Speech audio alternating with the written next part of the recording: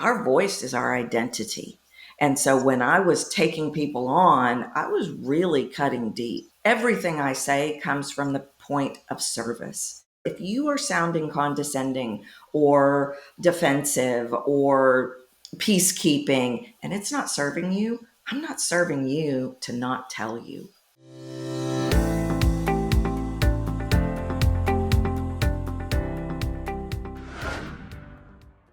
Hey, it's Samantha Hartley of the Profitable Joyful Consulting Podcast. This season, we are talking about empowering women consultants. And one way to empower is not to disempower. We can often disempower ourselves or undermine our authority with vocal patterns and habits that kill sales. So, voices, the use of our voice that will undermine our authority and power. So I have a guest today, Tracy Goodwin, who's going to talk with us about what those sounds are and kind of behaviors, habits, patterns that we do when we speak that undermine our authority. And I'm sure you, like I, are going to recognize the things that you have seen in the workplace or you felt yourself do. Here's a funny thing. Earlier today, I was teaching my course, Six Figure Engagements, and I was modeling how to close a sale. So here's how I did it. I said, well, basically, here's what the offer is. And then you're going to tell them what the price is. So you say something like, the investment for this program is $5,000 per month.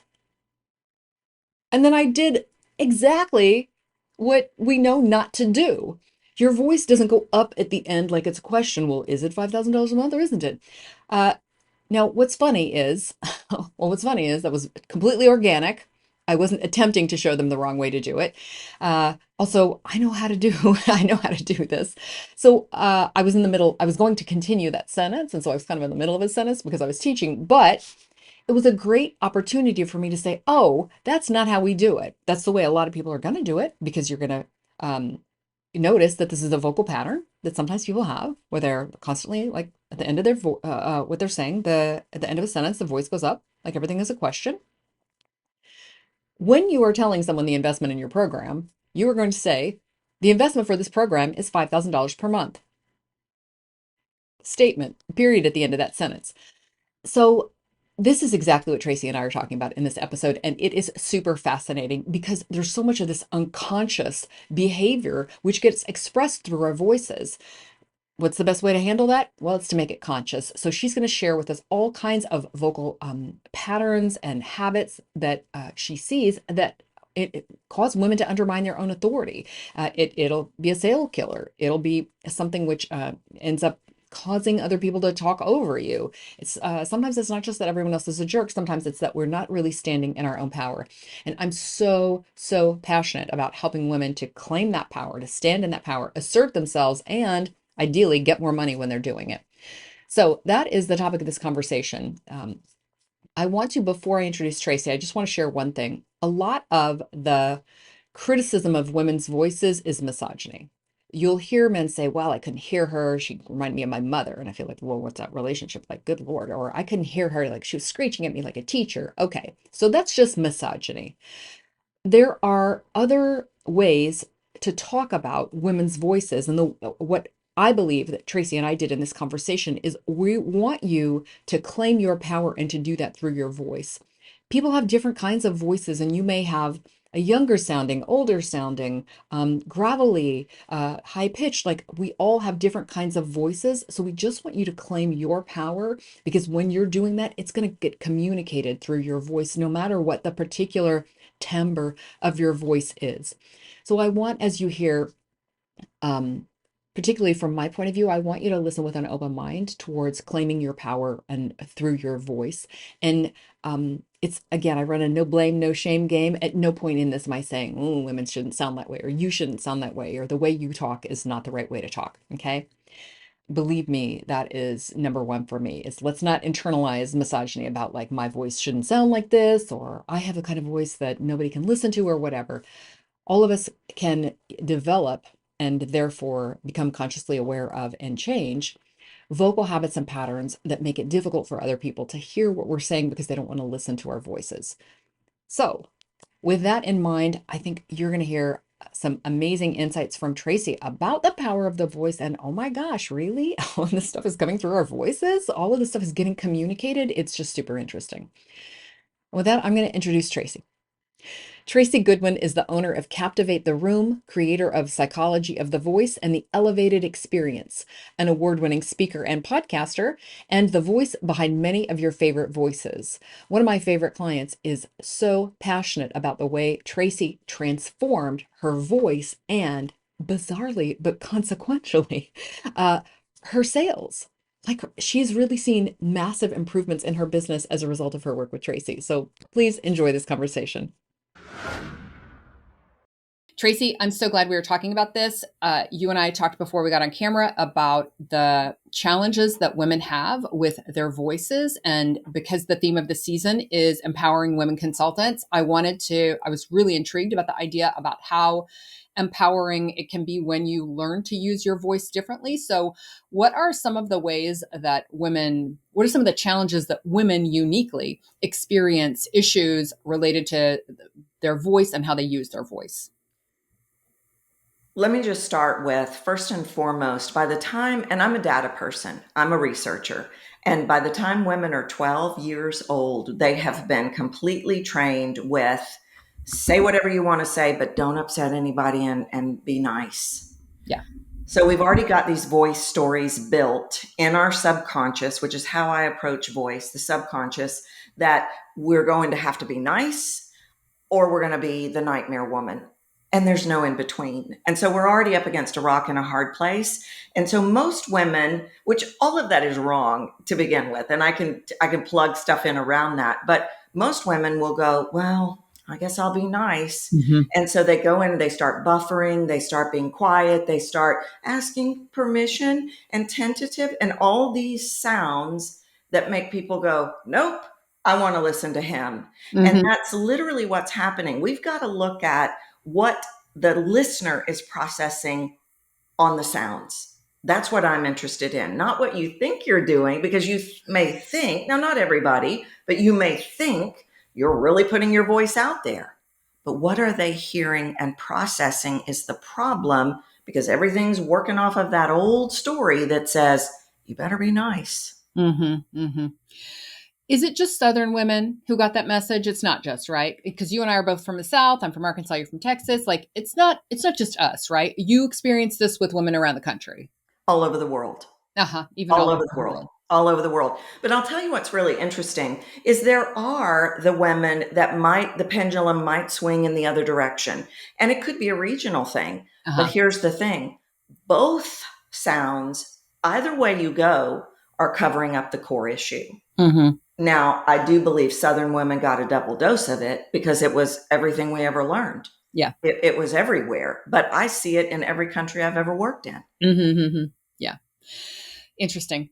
So can you take us through working with a client, someone who came to you? What were the challenges that were going on with her? What you did in the work together, and how like that turned out that everything is different for her because of the work you did together? Yeah.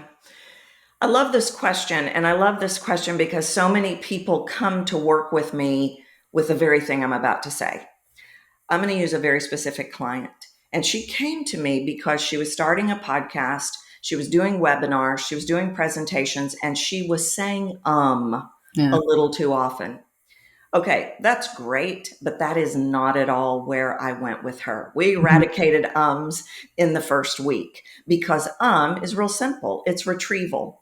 And so the first thing that we have to look at is not what is the habit that's happening, what is happening behind it. And so here was the first thing that we had to work on, trying to get the words perfect, Mm-hmm. trying to get the words right. And women do this. Everybody does this. If I say the right words, then they're going to buy. If I get the words right, then they're going to like me. It has nothing to do with that. I mean, it does, but that's not in my work. Right. So we eradicated and then we had to get her head straight. Her head was running noise like, I don't think they're going to buy. I think they're going to bother people. I think I may be bothering people. I don't want to be too pushy. Those are Yeah. all voice stories. We Yeah. had to eradicate all of that and change what I call where she was working from. One of the biggest things that we changed, and I have to change this in many, many people, is stop deciding what they're thinking. We're trained from day one, read the room, see what they're doing, decide what they're thinking, change who you are. No, The goal was to get her to stop changing who she is and to come through, have her real authenticity come through. So I got her working from the now. She's present. She's not in the future deciding what they're thinking. She's not in the past thinking about those last three people that said no. No, we've got to work from the now. We also have to work from the place of possibility. Mhm. And a lot of people get real bogged down in, well, I got to make these numbers. Well, I'm over here looking at the spreadsheet. Well, I'm looking at the outcome. And in a lot of sales training, people will teach you, push them to the outcome, Yeah. get them to the outcome. Well, I said, all right, you took the plane off the runway and I didn't even get in it Yeah. from a voice perspective. So I had to get her to stop looking at, well, I've got to close this deal because if I don't close this, had to get her out of the outcome, had to get her to release the numbers, and I had to plug in something that I call act as if the outcome's mine. Doesn't mean I want her to be an actor. I mean, of course they would work with me. Why in the world wouldn't they? Do you see how much space there is in that for you to lean in and go, Yeah. wow, I like you, Mhm. rather than, hey, Samantha, hey, tell me about your business. I'd love to hear about your business because I've got these numbers over here on the spreadsheet. Yeah. That Yeah. tightens everything up where people subconsciously go, no, I don't get to be a part of that.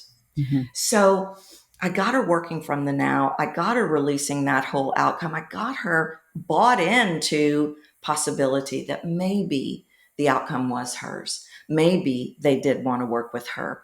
Because what we have to look at is heavy sound and light sound. And I'm not saying that we want to be like this, not at all. Yeah. But we have to create that space for the audience member to go, hey, I get to be a part of it with this woman. So those are some of the things that we did. But then I tell you one of the biggest game changers, and this is probably my favorite part of the work, finding all the shades of the nuances of who we are that the corporate world said, oh, don't do that. That's not Mhm. professional. Yeah. And this particular woman, she's one of my favorite people on earth. And she is funny and she is fun. And I kept saying, where is, I'll call her Pam. Where Mhm. is fun Pam? I need to Mhm. see fun Pam. I want fun Pam. I want you to be like you are when we just get on a call and chat about business. Right. And because what was happening was we would get on a call to chat about business and we would laugh and she was authentic and I could connect with her. And then it became webinar time. And I've got to be a Mhm. professional. And Yeah. I'm going to be really professional because I'm a professional. People can't connect with that. So I kept going. We've got to work on this fun. We've got to bring in all these, I call them shades and bits of Mhm. you. And she was like, I don't know. That just doesn't feel very professional. And I'm like, Right. you got to trust me on this. We started bringing in these authentic pieces of who she really is. And I kid you not, people started saying to her, if you're this fun, I have to work with you, but I have to Right. pay you today.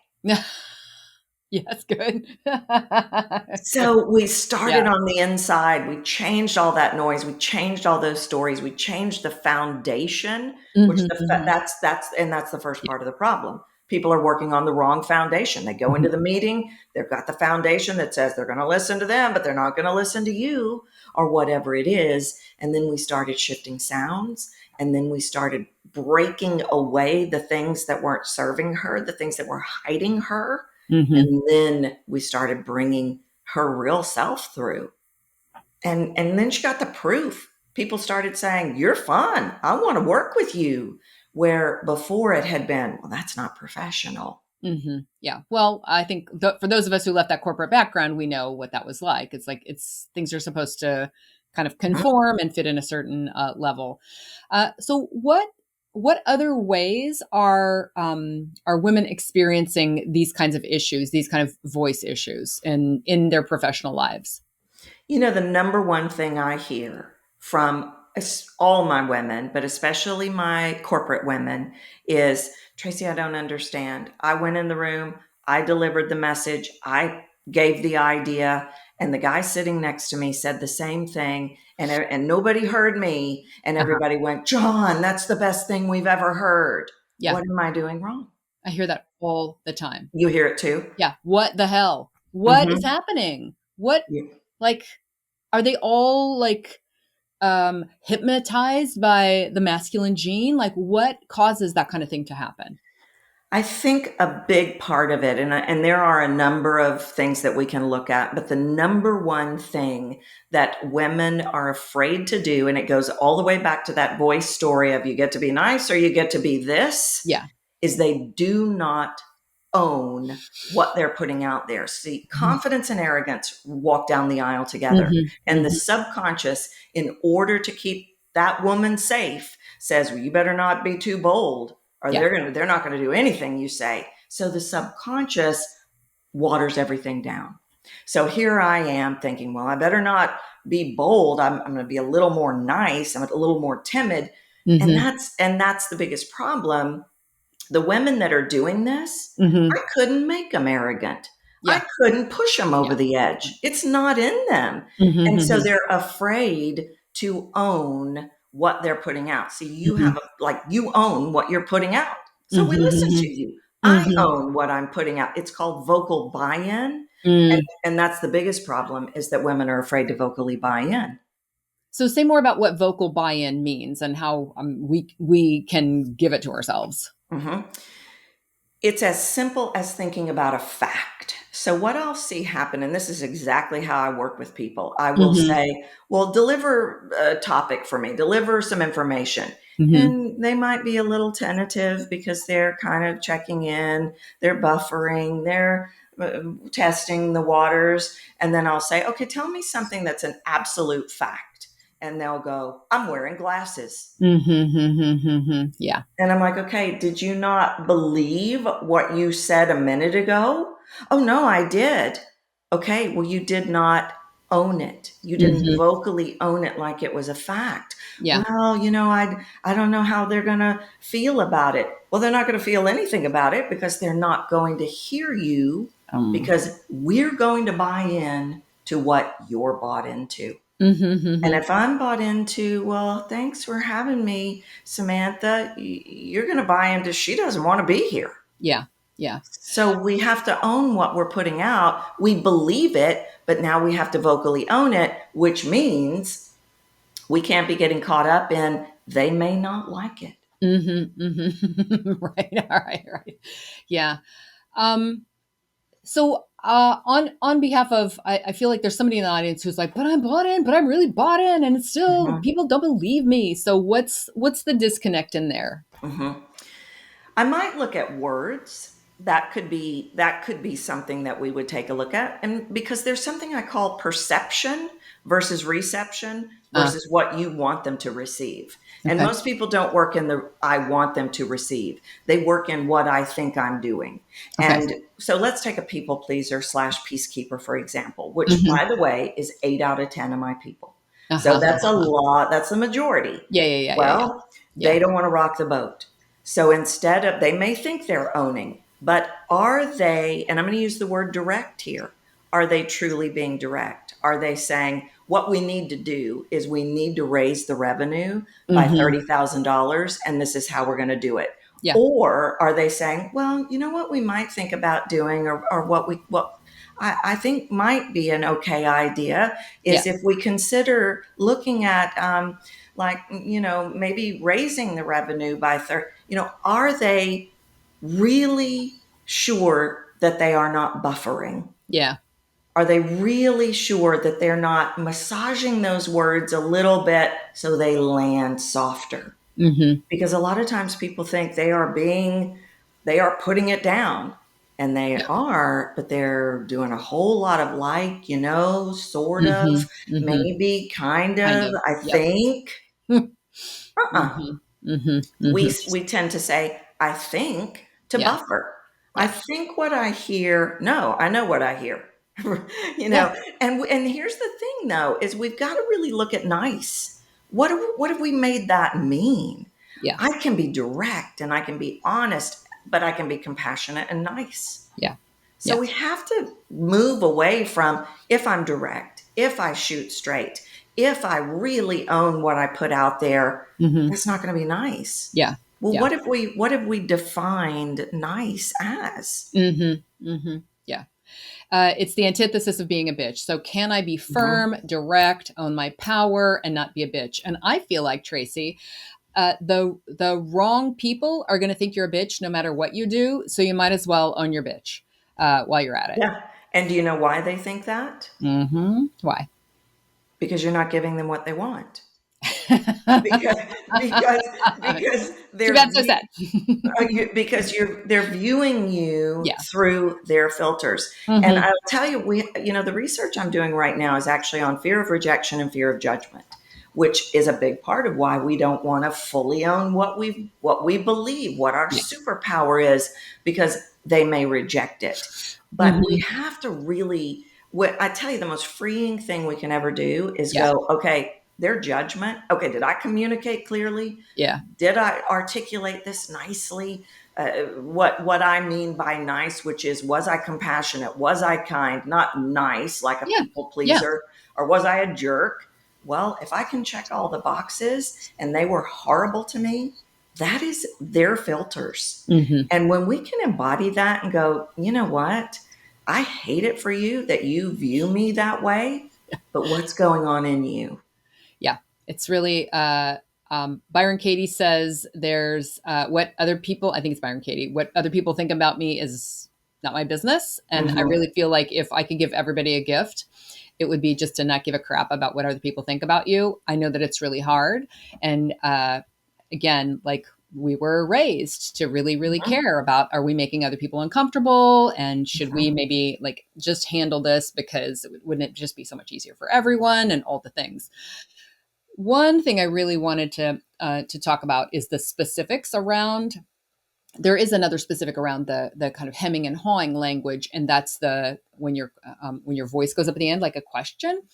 And I was at an event, and this woman was talking, and she kept ending the sentences with a question like this. And another woman came over to her and gave her the feedback about that, and that did not go down well. So I don't always feel like women want our unsolicited feedback, and so maybe we should keep that to ourselves. However, this is our opportunity to say, can you talk to people to women specifically, who have the vocal habit? And that is a vocal habit, I think, that some women get into, and how to begin to change that one, and what are some other ones that you see?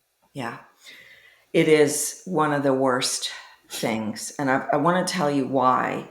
First of all, trust is built in the melody of the voice, the highs and lows.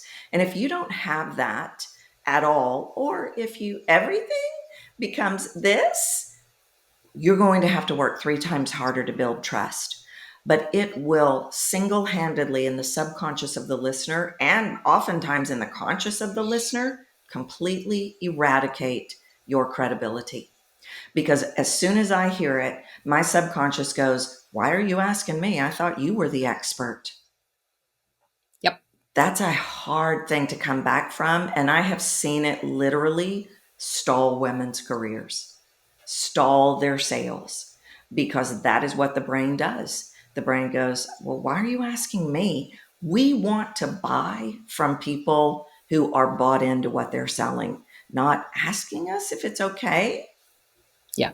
Yeah. So we've got to flatline that sound, or we've got to drop it down. If we look at Hmm. a literal voice technique, we're going where everything becomes a question, Hmm. and now everything needs to become a statement. Hmm.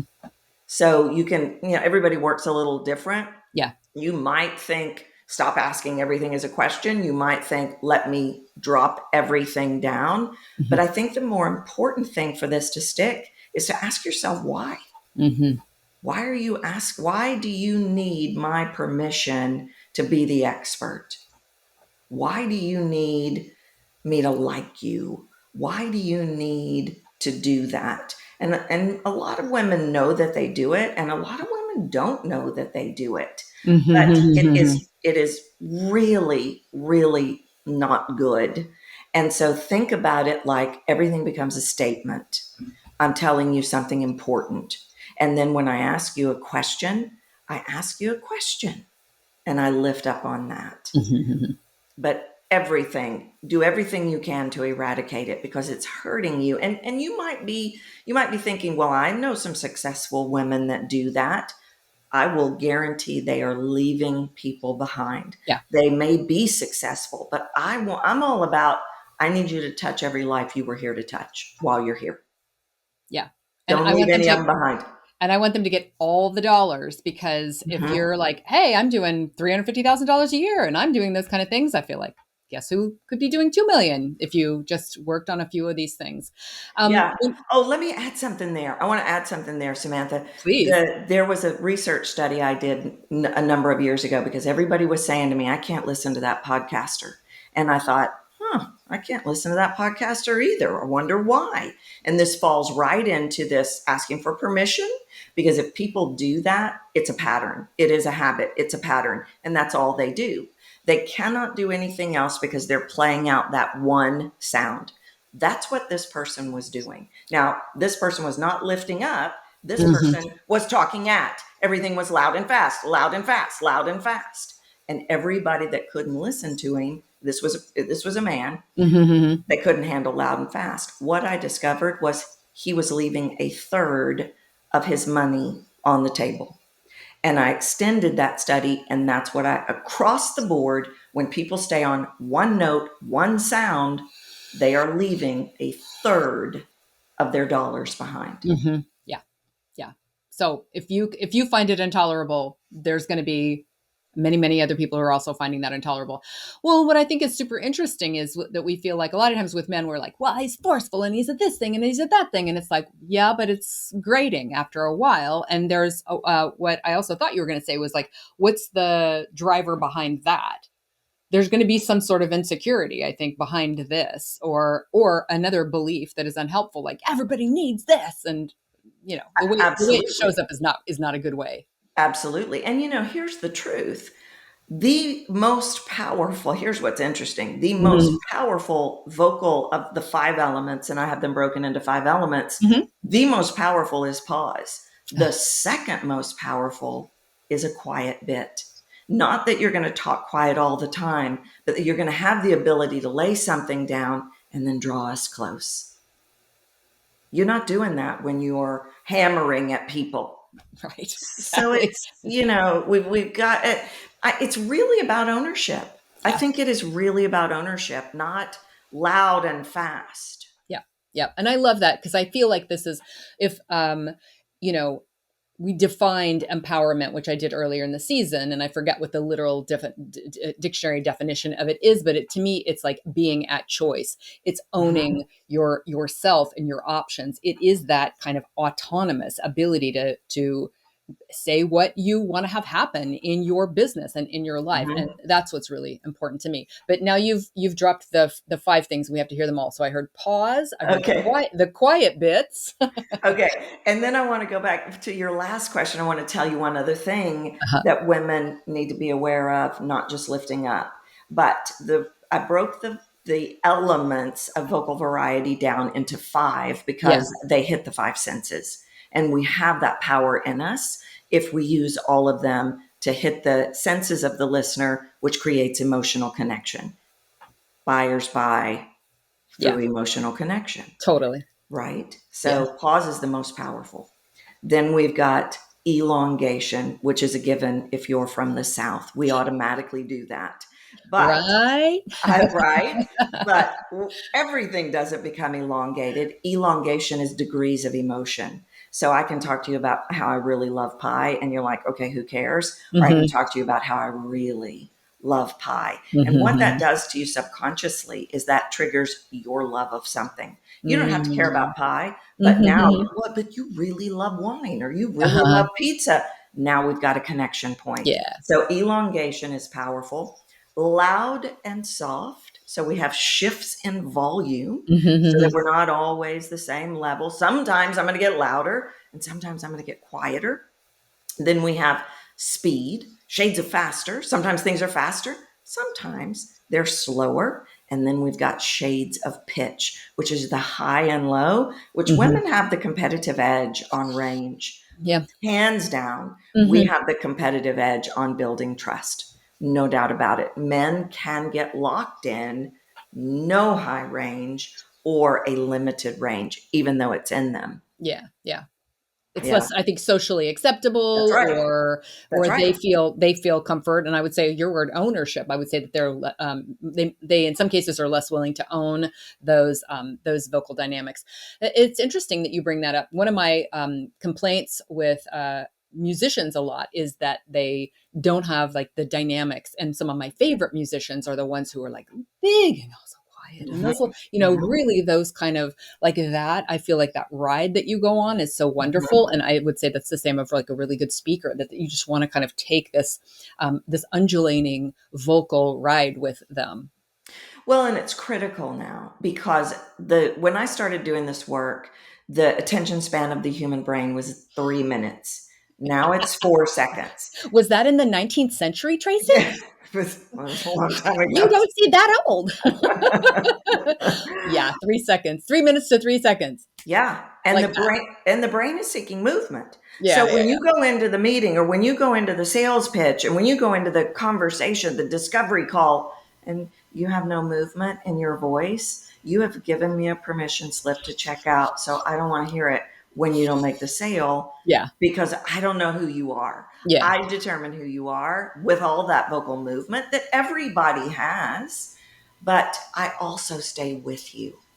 I don't know, I want to be where I don't know where you're going to go next. When we Mm-hmm. become predictable, that's when the brain goes, hey, I wonder what's happening on Facebook Yeah, exactly. or whatever. Right, right, right.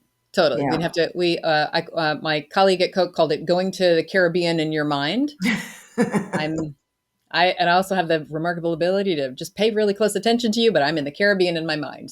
Yeah. So what I'm learning from you that is really helpful is the way the voice is conveying what all is going on in the body. Because I will talk to my clients about the energetics and about like really coming from that place of confidence. And really, one of the only vocal exercises that I will have them do is practicing, well, rehearsing things in general, because I think rehearsal is really critical, especially with sales calls.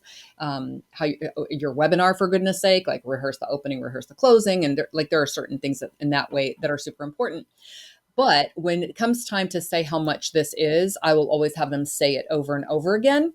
And when I rehearse this, I'd be doing webinars where the price would be like $14.97, and I'd be like, rehearse over and over and over again, because even I, after all these years, and $14.97 is like I've sold way like things that were hundreds of thousands of dollars, and it would get time to say $14.97, and I'd go 40, Hmm. 97.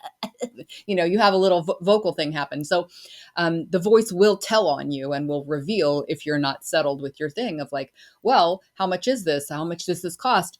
Being ready to be rattled in a sales meeting, and then feeling confident vocally, I think with you being able to say, well, the investment is $100,000 or whatever it is.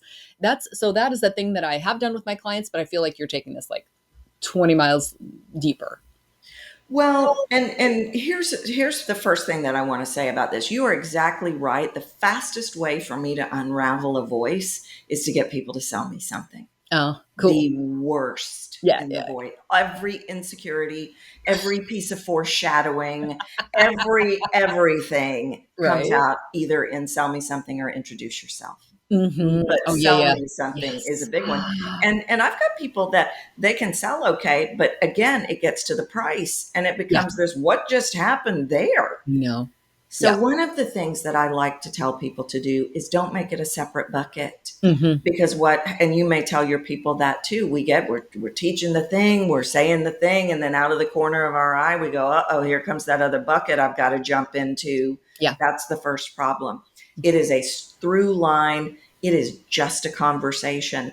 And one of the things that I think vocal buy-in again plays into Hmm. this. But one of the things that's really valuable in a sales call, in a video, in anything, I ask the question, who are you talking to?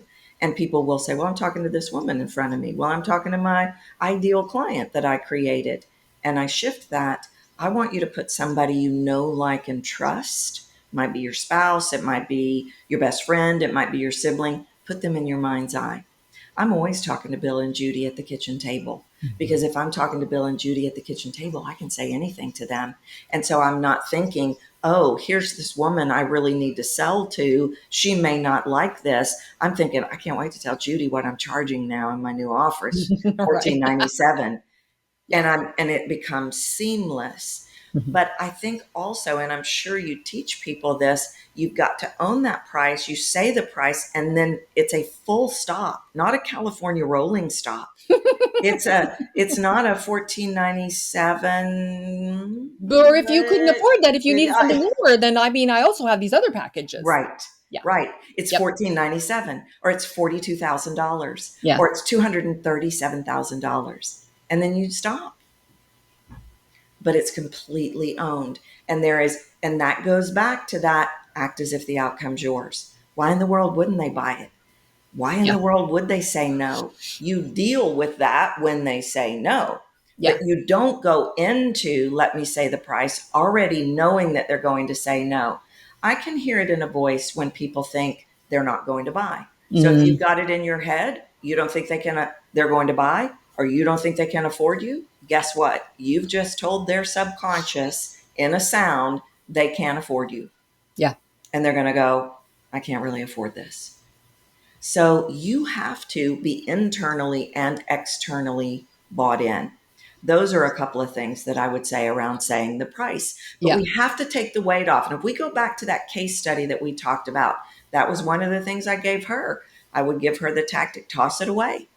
It isn't 14.97. It's Mm-hmm. 14.97. It's no big deal. Take the weight off. Yep. Yep. It's $200,000. Yeah, it's no big deal. And yeah, I try to get the charge. We say it until we get the charge out of it, until it doesn't have a charge anymore. I charge Mm-hmm. $200,000 per engagement. It's a $200,000 engagement. It's $200,000. It's $200,000. Do you hear how I said 20 for a second in there? Good. That's why you're practicing, Yeah. because you're going to say it's $200,000. It's $200,000. Well, it's $200,000. Mm-hmm. You know what I mean? And Yeah. so what I'm hearing from you that again is new is, I knew that if we have it in ourselves that we're not bought in, that we energetically communicate that, but the voice, my voice is amplifying, like it's super conveying that energy behind That's it. right. It's twinning it. It's agreeing with my energetics, and it's sending it in a way that is going to make it pretty unmistakable that I'm not bought in. I also hear I Mm-hmm. can work on that underlying thing, or but until I've gotten my voice, and this is where I feel like it's a muscle, and you have the muscle memory of it. So I'll often use kind of like the Tiger Woods athletics example of, like, if you have a belief that I'm going to miss it, you can work on your belief, but you still have to do the go to That's the right. driving range and get the muscle memory going right, so that Mm-hmm. the muscle is actually following the energy, and that's not going to happen on the first try unless you're actually practicing that. That's right. And so we have to, so in psychology of the voice, we rewrite internally first, and then we rewrite externally. And part of that is in lining up. Remember, we've got this piece that is going to make you think you're doing one thing, but what are they receiving? And then what do you want them to receive? I Mm-hmm. ask questions to people like, what do you want me to feel? Sometimes we don't think about that. We focus on, well, these are the words I'm going to say, and Yeah. this is the data I'm going to deliver. But the truth is, if you can make me feel, half the battle is won. People are seeking connection and authenticity on a level we've never seen before. That's what the data is showing us. Yeah. And in order to connect, I need to feel you. I need to don't block me out. Mm-hmm. Don't and that starts from the inside. And I think in selling, especially in any kind of cold, I don't know the person, one of the biggest problems I come across are the sounds of foreshadowing, which is So talk about telling that. me, yeah, this is big. This is the game changer in cold calls. This is me already deciding how it's going to go, and that's what's in my head. And so my sound reflects that. So, are you interested? Mm-hmm. If you listen closely, you can hear that I already have decided that you're You're not. not.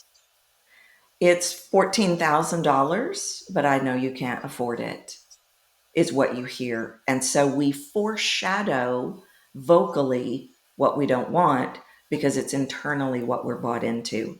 And you're right, it is this internal piece and then this external muscle memory piece.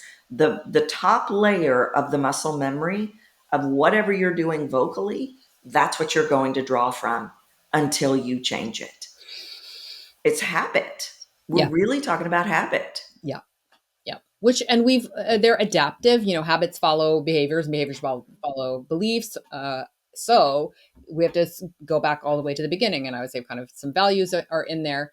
And it seems like you're doing a lot of making the unconscious conscious. Mm-hmm. How, how easily does this go down when your clients are made aware that they have that their um, style, the way they're talking, the way they're communicating is revealing all of this stuff about themselves to you? When you ask that question, do you mean what's the process? I mean, how do people react when you say, I can tell you're a people pleaser Oh, by the way you're talking to me? oh. Or I can Okay. tell you don't want me to buy. I Uh-huh. can tell by the way you're saying that you don't think I can afford Yeah. it. Well, this is, you've probably heard of or are aware of, some people are direct, some people are indirect. Well, Yes. I talk about people are front door or their back door. And my Mm-hmm. front door people, I can say, do you want me to feel like you're condescending? And they will go, no, oh my gosh, no. Is that how you're processing me? And I'll say, yeah. Yeah, My yeah, yeah. backdoor people, I will use very specific terminology so that they will receive the message, because Mm-hmm. my number one goal is for them to receive the message. Now, I don't go into full on buffering mode, but I go into what I call ownership phrases. And I will use phrases like, what concerns me, Samantha, is I'm afraid they're going to process you as condescending. And that's not what I want for you. Beautiful. I love that language. And then they go, oh my gosh, thank you for telling me that. How do we fix it? So I remember years and years ago in the early years of my career, I would go, well, you sound like a jerk. And I had to learn real quickly. Now, I never said those Yeah, exact yeah, words, but first I had to get past the fear of telling people what I could hear, yeah, because I was a classic people pleaser. yeah. And then I had to start to understand egoically what I was dealing with, that our voice is our identity. And so when I was taking people on, I was really cutting deep. And I had to start to discern, okay, who's a front door person, who's a back door person. But I also have, everything I say comes from the point of service. I am not serve. If you are sounding condescending or defensive or peacekeeping and it's not serving you, I'm not serving you to not tell you. And so that was the mastery for me, is front door, back door, and instantly assessing that so that message can be heard. And what happens is the subconscious will shut down. And this is the thing I wanted to add from the question earlier, that women need to be aware of. And I think that this is a whole bucket that has gotten way out of it's super convoluted. Yeah. Women say to me, well, I'm too emotional. They Mm-hmm. tell me I'm too emotional. They tell me, and I like to separate feeling from emotion. Feeling could be, I want you to feel like I know what I'm talking about. I want you to feel like you've known me your whole life. And women have that superpower to really lean into that feeling. Raw negative emotion is what they want to avoid, because that's what sets off the subconscious of the listener. And Mm. so a lot of the things that I hear from women is that they'll just shut down. Okay, that's going to be a raw negative emotion that the subconscious of the listener is going to go, she's so sensitive, I can't deal with her. Yeah. We've got to learn to use sensitive as a superpower, Yeah. because we're using it like a kryptonite. Mm-hmm. And Mm-hmm. we really have to master that gift of being able to tap into a feeling and make it work for us. I Totally. think, and I don't think that we do. I think we've labeled everything as emotional, Yeah. everything is bad around emotion. And I'm not saying go in there and cry on the conference table. I'm not saying Mm-hmm. that at all. Right. But I'm saying we have this whole buffet of Mm-hmm. sounds that we can use to captivate a room. Right. Why are we not maximizing that? Totally. And then make them cry on the conference table. There you go. That's what I'm saying. So, are there? I feel like the youngest generations have vocal habits that are kind of new and that they identify with and want and choose to own and don't want to release, even though I think across the generations they don't really serve them. And so my examples of those would be vocal fry and then the glottal stop, which is when we say better, or instead of saying the T's, we say I wanted to go to the place, but uh, whatever. There's like they're substituting. There's even some classic words I'm forgetting right now, but it's using, instead of saying wanted, it's wanted or something like Mhm. that. Is that is that a part of a culture that we don't want to mess with and we need to honor, or is that vocally something that we need to address? Ah, that's such a powerful question. And I'm tempering right now in this moment because I'm wanting to remove any bias that I have as a voice coach. I think that there was a reason that my generation was all enamored with Walter Cronkite. It was beautiful. We could understand it. We could aspire to that sound.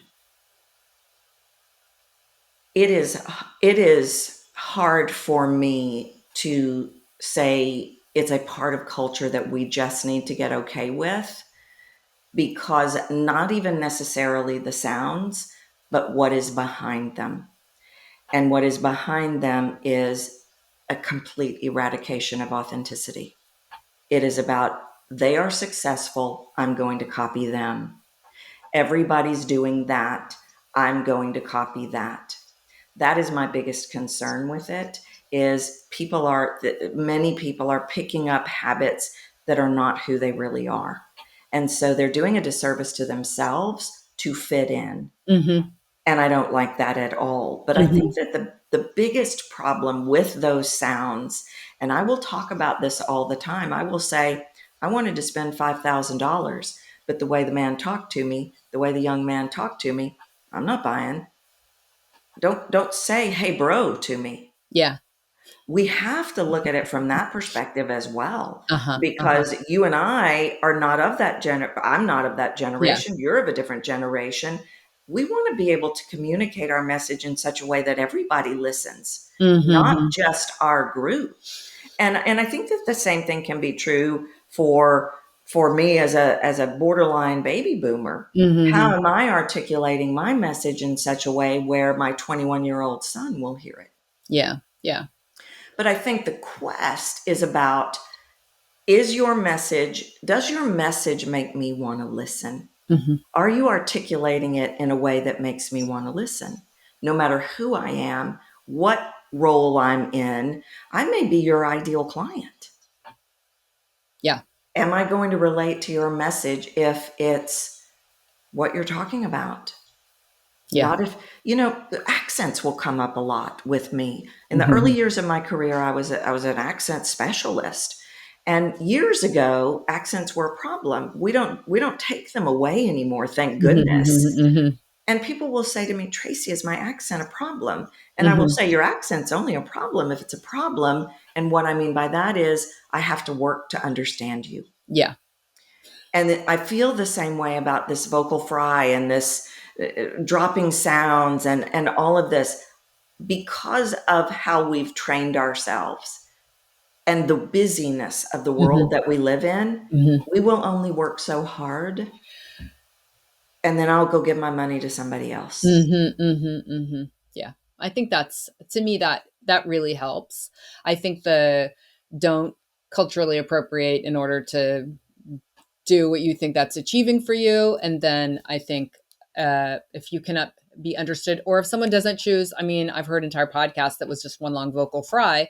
And I'm like, I probably, before I knew what that was, I could have listened to it. But once I become aware of what it is, I won't be able to hear anything but that after that. And so I think, Yeah. as you're saying, people are not going to work to try to understand you. So we have to bridge the gap for them. Well, and I call it the long game and the short game. And we could go back to this lifting up. There are people that I've listened to once that do that, Mm-hmm. and they have an audience. Yeah. But if they want to play the long game, The long game is they're going to level that out so that I come back and listen.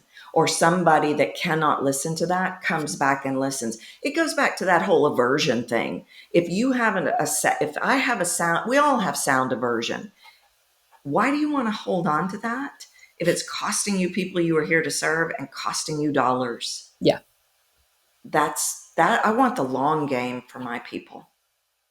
Good. Really helpful. Okay. So speaking of which, tell us who your people are and where they can find out more, what you offer them and where they can find out more about that. So I work with 6, 7, and 8 figure entrepreneurs and professionals who it's not that they are seeking necessarily getting rid of they know there's more. They know they are not maximizing their message. They know they want to make more revenue, and they know they can be more effective with their voice and communication. Those are my people. Awesome. I can be found at captivatetheroom.com, and I have a really cool special thing that I put together for your listeners, captivatetheroom.com/command, where I have an audio for them, where I have additional techniques where they can learn to command the space. But I'm Yay. Captivate the Room pretty much everywhere on social media. And then I'm Tracy Goodwin on LinkedIn. Awesome. Awesome. Thank you so much, Tracy. It's like really just refreshing to talk with you and to to think about these ideas and to be able to talk frankly about women's voices with somebody who specializes in this and in a way that is like from a place of non-judgment. And like, I want women, you want your women to be able to communicate and stand in their power. And I just want women and to reach all their people. And I want women to be really, really rich and joyful. And that like, that's it. And to be able to say, let us talk to you about something without judgment of like, if you do this, it's okay. Mm-hmm. But let's get to the point where you don't have to hem and haw. You can just speak your truth and not walk on eggshells around anybody and be your biggest best self. Yeah. That's my goal for my audience. Yeah. Same. That internal freedom. Everybody's voice should fill every single space. Amen. Awesome. Well, with that, Tracy and I are wishing you a profitable and joyful consulting business.